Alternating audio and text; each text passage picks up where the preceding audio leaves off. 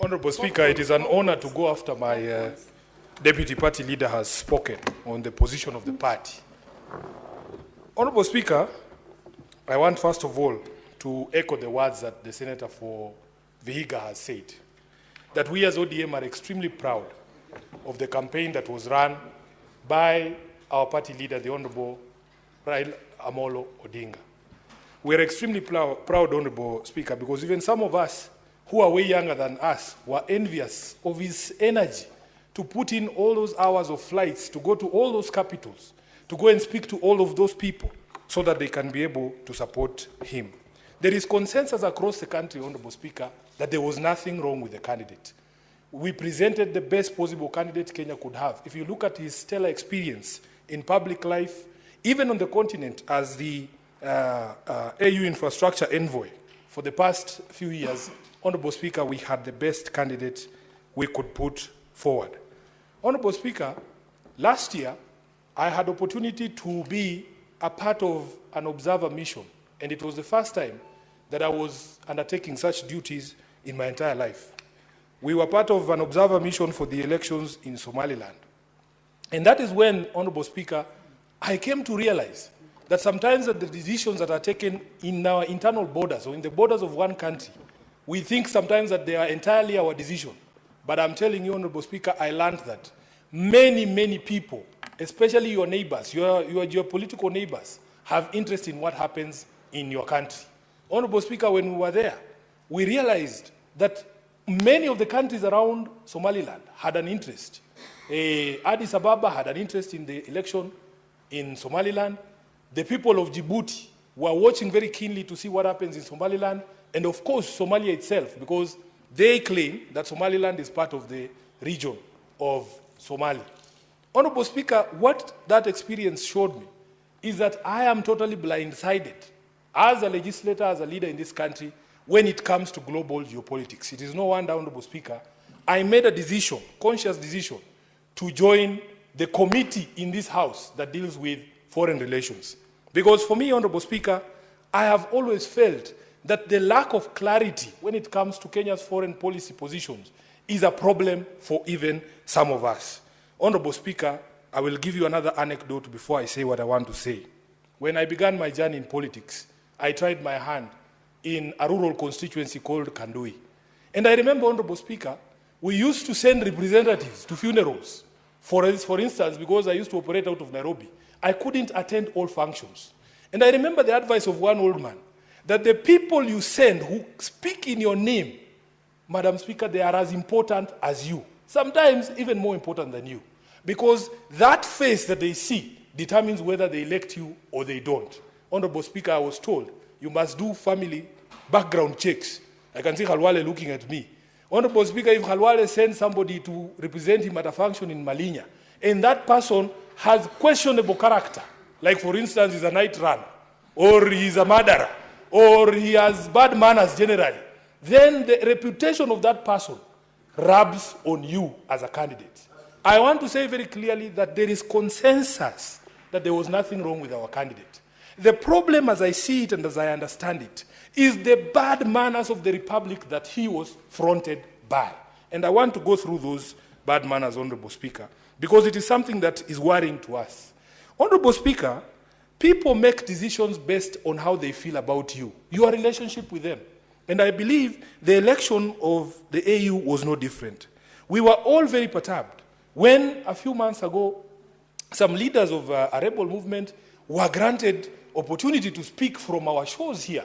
And Honorable Speaker, this I want to draw the distinctions between what Raila Odinga believes in, the things that I know he believes in, and the positions that have been taken by our country that are diametrically opposed to the things that he believes in. Raila Odinga is a Democrat. He would never support the appending of power other than by means of democratic processes. He would never support a situation where you have people who are threatening peace and stability in a neighboring country, and then you grant them, a stage for them to be able to perpetuate this division in their own homes. So therefore, Honorable Speaker, you have this Pan-Africanist who believes in democracy, who believes in the democratically elected government in the DRC, And then you have your own country, the sponsoring country, allowing rebel movements to have a stage in our own republic to say things and undermine democratically elected governments back home.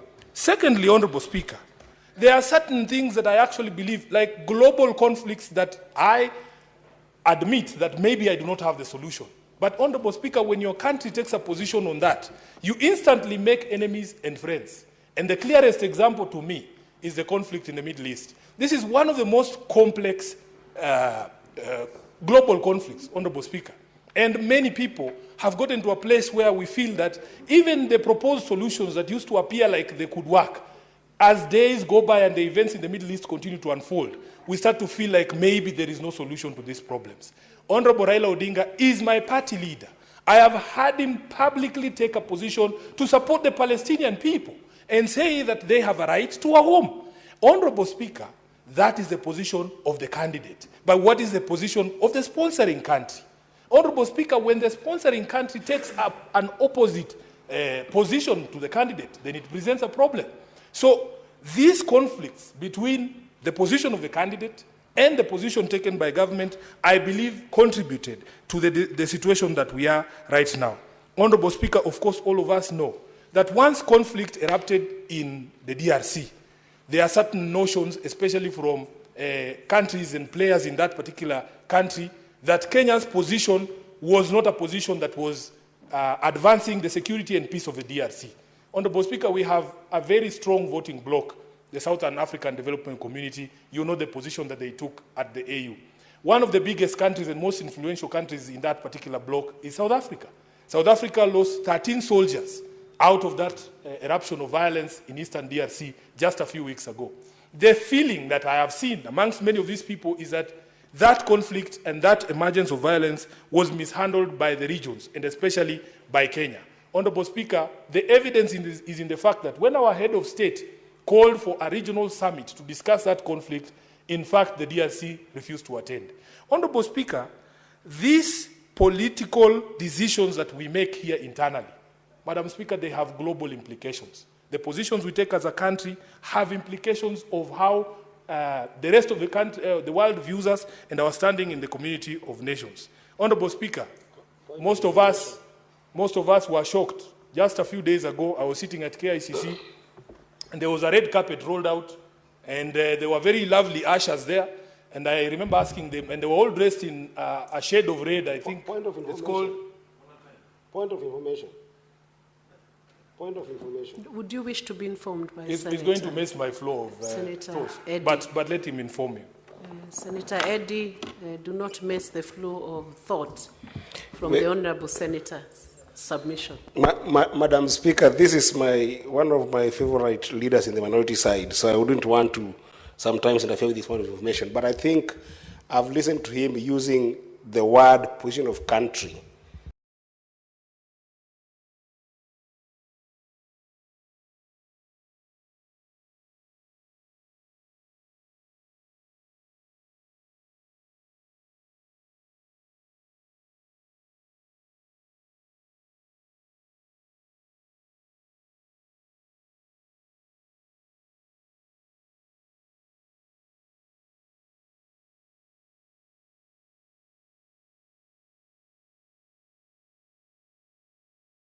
Interchangeably. Leader is that there is no country's foreign policy decision and written to those effects of those insights that you have shared. So I just want to make that distinction that position of country is different from position of individuals. Thank you, Honorable Eddie.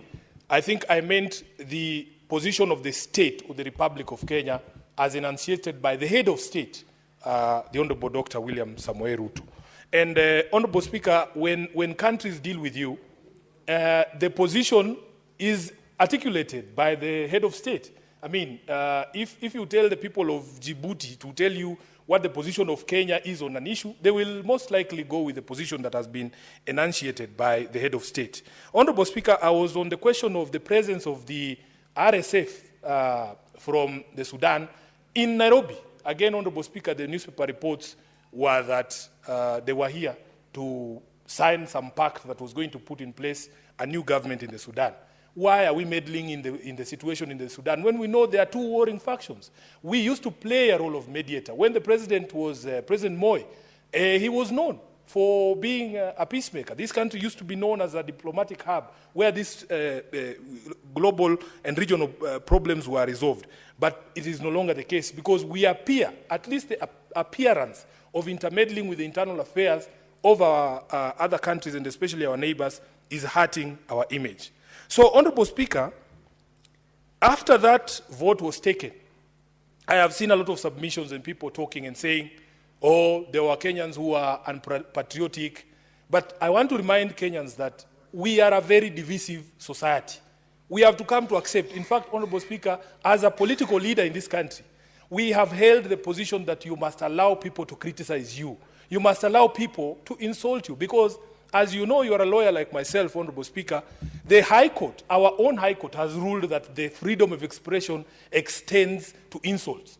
That there is no requirement, and Senior Counsel is here, he can tell us, there is no constitutional imperative that when somebody speaks to you, they are nice to you. There is nothing like that.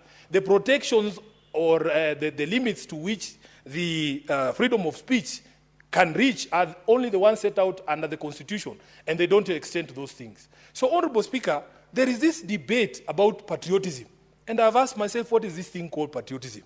Honorable Speaker, we live in the city here, and in Nairobi we have one simple rule. If you love me, I will love you back. But if you do not show me love, there is no way you can expect commensurate affection from me. It is that simple. You love the people and the things that love you back. Honorable Speaker, when you speak to many of the young people, they feel that this country does not love them. From the day that you are born, Honorable Speaker, look at the situation in our maternities. Look at the situation in hospitals like Mama Lucy. The country, because of our failures to provide proper health care, is actively trying to kill you from the day that you are born. That is the situation we are born into. If you compare to other countries, Honorable Speaker, and we have traveled the country, the world, and we have seen, from the days that you are born, the way the country takes care of you, the sort of maternal health care that you are given, the sort of nutrition that you are given, you can see a country trying its best to make you survive, not a country actively coming after your life. Honorable Speaker, we go to places and we see education is free from primary school to the university. The country is actively trying to mold you into a proper citizen for the benefit of the country. It is very easy to love a country like that. But what is the situation in Nairobi? What is the situation in Kenya? Honorable Speaker, we have not done enough to make people feel like they belong to this country and that this country works for them. You cannot therefore fault people when they express anger against their own country. You cannot fault people. Patriotism, in fact, is defined not as loving your government, but loving your country. And when things are wrong, Honorable Speaker, we have a right to say that they are wrong. The politics of Kenya is very divisive. You know, people here pontificate as if the result had been different, Honorable Speaker. Can we honestly all guarantee that there would have been restraint on all of us, that we would not have over-celebrated to the annoyance of those who don't believe in our quest? Nobody can give you that guarantee. People are allowed to celebrate or to cry or to whatever, express themselves as much as they wanted. But I know Raila Odinga. Raila Odinga is the most insulted political leader in Kenya. Every single day you wake up, he's trending on Twitter, he's trending on Facebook, he's a headline in at least 3 newspapers per week. He doesn't appear to be fazed by any of those things because he understands you have to have a thick skin as a political leader in this space. If you put yourself out in the public, you can expect people to be insulted. To insult you. Therefore, Honorable Speaker, there are people who want to use this so-called celebration in Nyeri. And when I watched that clip, Honorable Speaker, it was 2 Mama Mbogas at a market in Karatina. And when people speak about it, you can think the entire region of Mount Kenya. And in fact, the most annoying and saddest thing was attempts by leaders, some in very senior positions in parliament, trying to extrapolate and make it look like it is the people of the mountain celebrating Raila's loss. Honorable Speaker, these are the things that bring division in our country. As SG of ODM, I am aware that for the first time in the last election, Raila Odinga got over 1 million votes in the election. You cannot tell me that those million people who are in Mount Kenya can be dumped or lumped into those who do not support the politics of Raila Odinga. These are the things we must do. We must speak in a way that ensures we remain cohesive as a society and we don't marginalize anyone. Honorable Speaker, I want to conclude by speaking to the speculation. There's people who want to put words into Raila's mouth. Honorable Speaker, when Baba, Raila Odinga, wanted to run for the elections in 2022, he called a major rally, and I was present at that rally at Kasarani. He announced it himself that I would want to seek the presidency of the Republic of Kenya. When he wanted to run for this AUC position, Honorable Speaker, he himself called a press conference. I remember only seeing the former president of Nigeria, Olusegun Obasanjo, there at that press conference. He told us with his own mouth that this is what he wants to do. Honorable Speaker, therefore, when Baba wants something, he will tell us himself. These people who have abrogated themselves the role of speaking for Raila Odinga and telling him, oh, we will look for a space to accommodate you. Baba has many, many roles. He's a party leader of ODM. He's a leader of opposition. He's a father. He's a husband. He's a grandfather. He is not idle.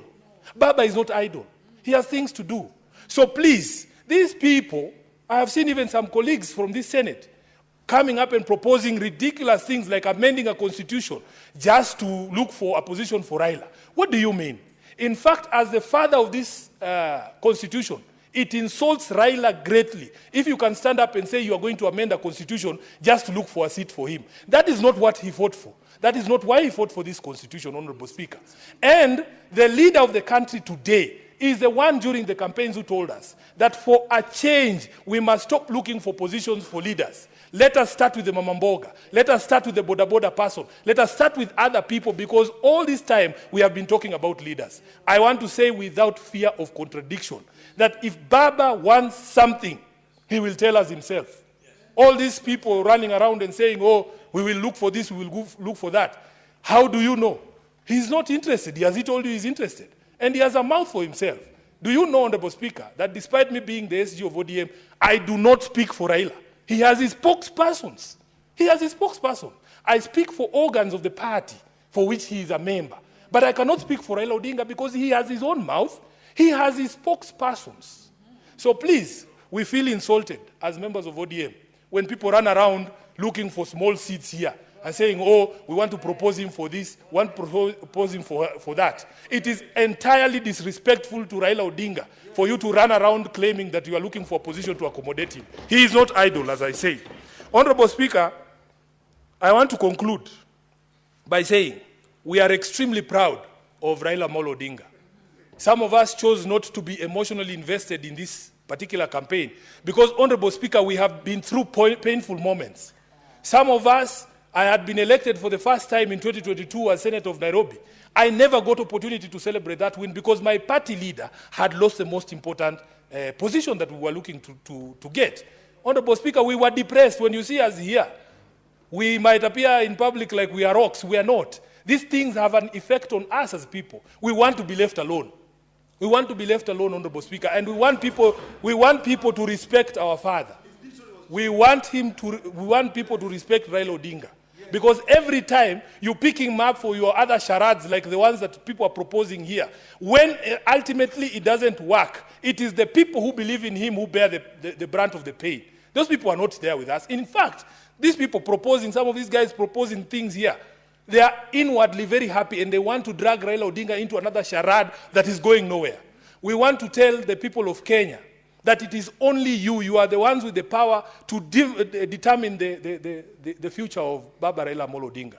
Nobody has the right to tell anyone in this country to retire or to come out of politics. You are not the one who put him into politics. Allow Baba to make the decision himself. And Honorable Speaker, if you allow me, because my time is over, I want to read a quotation from Martin Luther King. This quotation hangs on the walls of Raila Odinga's office in Upper Hill. Honorable Senator Eddie, please, if you can hand me my phone so that I don't move from here. Because there are people who have been threatening us, Honorable Speaker, that when we say these things, they think, oh, you are going to be kicked out from where? From what position? These positions are not permanent, Honorable Speaker. These positions are here today and tomorrow they are I gone. add the SG. Please, the just to SG read this. Senator, I'm adding him 1 minute to read out that quote. Honorable Speaker, Raila Odinga has a very famous office at Capitol Hill in Nairobi. If you go into that office, there's a quotation from Martin Luther King that hangs on his wall. And it goes like this. You may be 38 years old, as I happen to be. And one day, some great opportunity stands before you and calls you to stand up for some great principle, some great issue, some great cause. And you refuse to do it because you are afraid. You refuse to do it because you want to live longer. You are afraid that you will lose your job, or you are afraid that you will be criticized, or that you will lose your popularity, or you are afraid that somebody will stab you or shoot you or bomb your house. So you refuse to take the stand. Well, you may go on and live until you're 90, but you are just as dead at 38 as you would be at 90. And the cessation of breathing in your life is but the belated announcement of an earlier death of the spirit. Honorable Speaker, those people who have been wagging this AU thing on our faces and gagging us, that thing has now been taken. We are unshackled. We're going to speak. I thank you. Thank you. Thank you. Honorable Senator, thank you. You are fiery this afternoon as the SG of the ODM. Senator Professor Tom Odhiambo Ojienda.